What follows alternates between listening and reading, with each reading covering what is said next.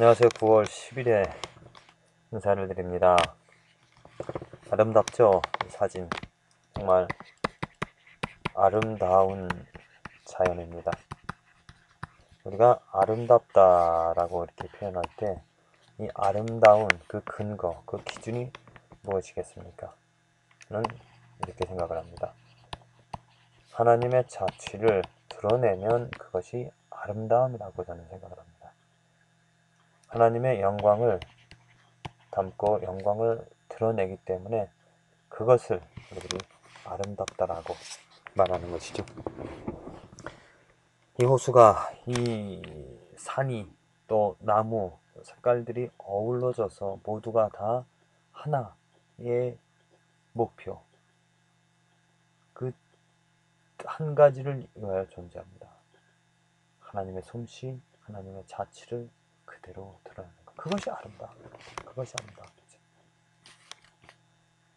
여자가 화장을 예쁘게 하고 또 옷을 좋은 옷을 입고 예쁜 옷을 입고 향수를 뿌린다. 그것을 보고 많은 남자들은 아름답다라고 말합니다. 누구 보기 아름다운 것일까요? 사람 보기 아름다운 것이죠. 그 아름다움은 사람이 보기에, 사람의 관점이 보기에 아름다운 것입니다. 하나님 보시기에 아름다운 것은 하나님의 자취, 하나님의 행하신 일들이 드러날 때, 또 하나님이 만드신 목적대로 존재할 때, 그게 하나님께 아름다운 거죠. 창세기에 하나님께서 창조하시고 명령하시고 말씀하신 대로 존재하는 것을 보시고 하나님 보시기에 좋았더라, 이렇게 말씀하지 않았습니까? 그런데 지금 자연은 이렇게 아름답게 하나님의 존재 목적대로 하나님께서 말씀하신 대로 그렇게 존재하는데, 과연 사람은 어떨까요? 사람들의 살아가는 모습, 사람의 삶, 우리 주인은 어떻습니까? 아름답습니까? 하나님의 존재, 하나님의 명령하신 대로, 하나님이 원하신 대로 모든 것이 이루어지고 있을까요? 그렇지 않죠. 세상은 둘째치다. 세상은 하나님을 인정하지 않고 자기 목적대로, 자기 좋은 대로 살아가는 그런 사람들의 모임이니까 그것이 아름답다라고 볼 수는, 아름다움을 기대하는 것은 무리죠. 그런데 교회, 이 교회를 봤을 때, 교회만이라도 정말 이것은 왜 하나님을 인정하는, 하나님을 아는, 하나님을 경배하겠다고는 그런 사람들이 모인 그런 교회잖아요. 그런 교회는 아름다움과 관계가 있어야 되죠. 그런데 정말 너무나 실망이 되어지는 것은 무엇이냐면, 이 교회 안에서 오히려 더 아름다움과 상관없이 서로 사랑해야 될, 하나님께서 성도를 부르셔서 교회로 인도하신 목적은 서로 사랑하라고 하셨습니다. 서로 사랑하고 서로 권면하면서 하나님 앞에 온전히 설 수 있게끔 하는, 그것이 하나님께서 교회를 세우신 목적이죠. 하나님 예배하라고. 그런데 그런 당연한 목적, 그러한 방향을 잃어버리고 교회 안에 서로 사랑해야 할 성도들이 서로 시기하고 질투하고 미워하는,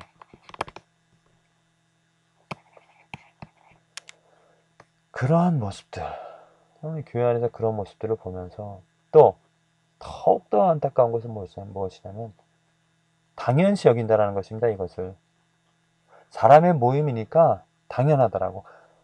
아니죠. 사람의 모임이 아닙니다. 교회는 성도들의 모임입니다.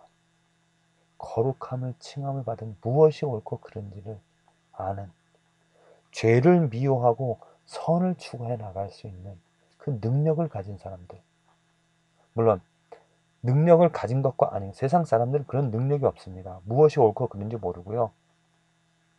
알면서도 선이 무엇인지 안다라면 그 알면 이루어야 되는데 그 이룰 수 있는 능력이 없습니다. 그런데 성도라면, 교회에 모인 성도라면 선과 악을 분명히 구분할 수 있고요.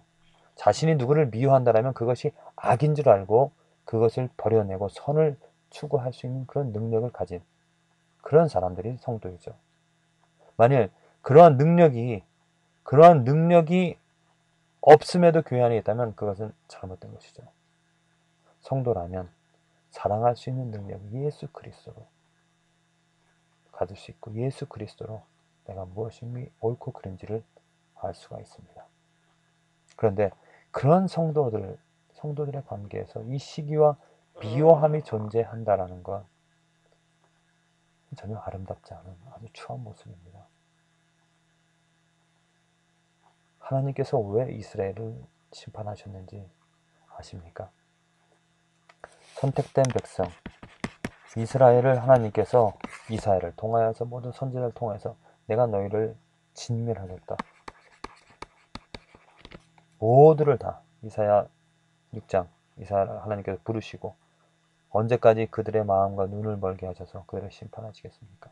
그 땅에 하나도 사람이 남지 않을 때까지 남아있을지라도 불로 다 태우겠다라고 진멸하시겠다라고. 왜 그들을 진멸하시겠다고 선택된 백성인데 하셨습니까? 그것은 가나안 땅을 이스라엘 백성들에게 주시면서 하신 말씀이 있습니다. 그 가나안 땅에 지금 살고 있는 백성들이 너무나 죄가 커서 그 심한 죄를 가지고 있기 때문에 때가 이르러서 400년이 지나고 나서 아브라함 부르시고 그 땅에 있을 때 그들 애굽 땅으로 보내시고 나서 400년 뒤에 그들을 다시 불러서 가나안 백성들을 다 심판을 하십니다. 진멸하라고 하십니다. 그것처럼 똑같이 지금 이스라엘 사람들에게도 적용을 하시고 이스라엘 사람들이 이제 내어 쫓겠다 진멸하시겠다라고 말씀하고 계신 것이죠. 저는 그것을 보면서 하나님의 저주와 심판이 얼마나 무서운 것인지 그 저주와 심판이 지금 우리 이 교회에도 일어날 것이라는 것. 하나님의 공의를 알고 하나님의 성품을 알고 하나님을 경배해야 될 당연히 선택된 백성으로서 하나님 아는 사람들이 그 하나님을 찬양하고 하나님을 경배하며 그 가운데 하나님의 의로움이 하나님이 원하시는 목적대로 모든 것들을 행하여서 아름다움이 있어야 되는데 그것은 하나님의 아름다움이죠. 하나님의 성품이죠. 그런데 그렇게 해야 될 성도들이 사람들이 그렇게 하지 않고 서로 미워하고 악한 것을 주장하는 그런 모습. 당연히 이것은 심판받아야 할 것입니다. 시편 기자도 분명히 말하고 있습니다. 시편 52편에 내 혀가 심한 악을 꾀하여 날카로운 삭도같이 간사를 행하도다. 자, 이 혀 마땅히 무엇을 해야 되는 것입니까? 하나님을 찬양하라고 또 서로에게 좋은 아름다운 선을 말하라고 하나님께 혀를 주셨습니다. 그런데 악을 꾀하여 간사를 행한다고 했습니다. 그 혀가 또는 네 삶이 선보다 악을 사랑하며 하나님께서 선을 사랑하라고 맞으셨죠. 악을 사랑하며 의를 말함보다 거짓을 사랑하는도다. 자, 인간의 죄입니다. 이것은 저뿐만이 아니고 우리 모든 사람들이 갖고 있는 죄입니다. 간사한 혀여 네가 잡아먹는 모든 말을 좋아하는도다. 그런즉 이 죄가 있기 때문에 하나님이 영영이 너를 멸하시며 너를 취하여 네 장막에서 뽑아내며 생존하는 땅에서 네 뿌리를 빼시로다. 우리들의 이 죄, 더러움, 악함, 시기, 질투, 배은 망덕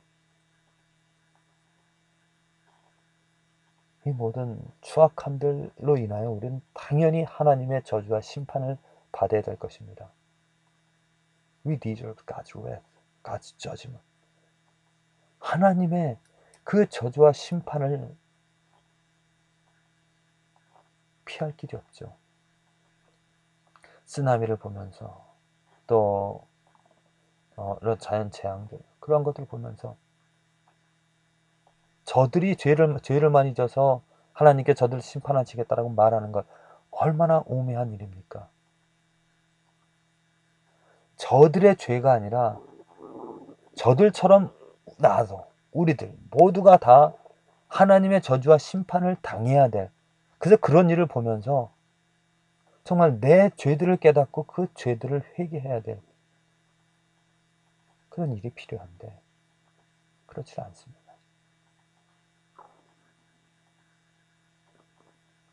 하나님의 저주와 심판은 분명히 있었습니다. 이스라엘 사람들에게 분명히 있었고요. 지금도 있고요. 또한 삶을 살아가는 모든 인간들, 또 교회, 특별히 이 교회도 하나님께서 심판하실 수밖에 없는, 아니 말로만 교회지 진정한 교회가 아니기 때문에 하나님께서 멸하실 수밖에 없는, 우리는 멸함을 받을 수밖에 없는, 내 마음이 더러워서 내 혀가, 내가 정말 선보다 악을 더 좋아하고 간사를 행하고 의를 행하는 것보다 거짓을 사랑하며 살아가는 삶이기 때문에 당연히 하나님의 저주와 심판을 받아야 될 것입니다. 받아야 되죠. 죽어 마땅합니다. 모든 것이 이 땅에서 진멸이 되어져야 될 것입니다. 이스라엘 백성들을 그 땅에서 내어 쫓으신 것, 아니 그 전에 가나안의 땅에 살고 있었던 사람들을 다 진멸하시고 또 이스라엘 사람조차도 진멸하신 하나님께서는 이 땅의 모든 이 더러운 것들을 다 진멸하시고 오직 선하신 하나님 그분만이 존재해야 될 것입니다. 그래서 지금 시편 기자도 너를 죄와 네 장막에서 뽑아내며 너를 멸하시고 생존하는 땅에서 내 뿌리를 빼실 것이다 라고 분명히 말하고 있는 것이죠. 그런데 참으로 기이한 것은 당연히 내가 멸함을 받아야 되고 내가 뽑힘을 당해야 되는 내 삶의 거치가 이 땅에서 사라져야 될 것인데 그 하나님의 저주와 진노를 내가 당해야 될 것인데 누가 당하셨습니까? 하나님의 정말 그 불같은 진노, 모든 세상 악에 대한 그 저주와 진노를 십자가 위에서 예수님께서 대신 당하지 않으셨습니까? 그것은 내가 당해야, 내 악함이, 내 더러움이 받아야 될 저주와 심판, 하나님께서는 내게 쏟아 부으셔야 될 것인데 내게 쏟지 않으시고 예수님에게 다 그 저주와 심판과 진노를 다 쏟아 부으셨다는 것. 아무런 죄 없으신 그 예수님 어린 양처럼 아무 말 하지 않고 도살장에 끌려가는 양처럼 그냥 그 하나님의 모든 심판들을 온몸으로 받으셨다는 것. 전혀 죄가 없음에도 불구하고 당연히 죄가 많은 우리들이 받아야 될 그 저주와 심판을 예수님께서 대신 지시고 예수님께서 뿌리가 뽑히신, 우리가 당연히 멸함을 받아야 되는데 예수님께서 멸함을 당하신 거예요. 왜 하나님은 우리를 살리시고 그 예수님에게 저주와 진노를 다 쏟아 부으셨을까요? 나 한 사람, 우리 인간 한 사람 한 사람들이 소중해서 귀하여서 그랬을까요? 당신은 사랑받기 위해 태어났기 때문에? 아니죠. 인본주의입니다. 나의 가치는 정말 하루살이와 같은 하나님 앞에 그런 존재일 수밖에 없을 거예요.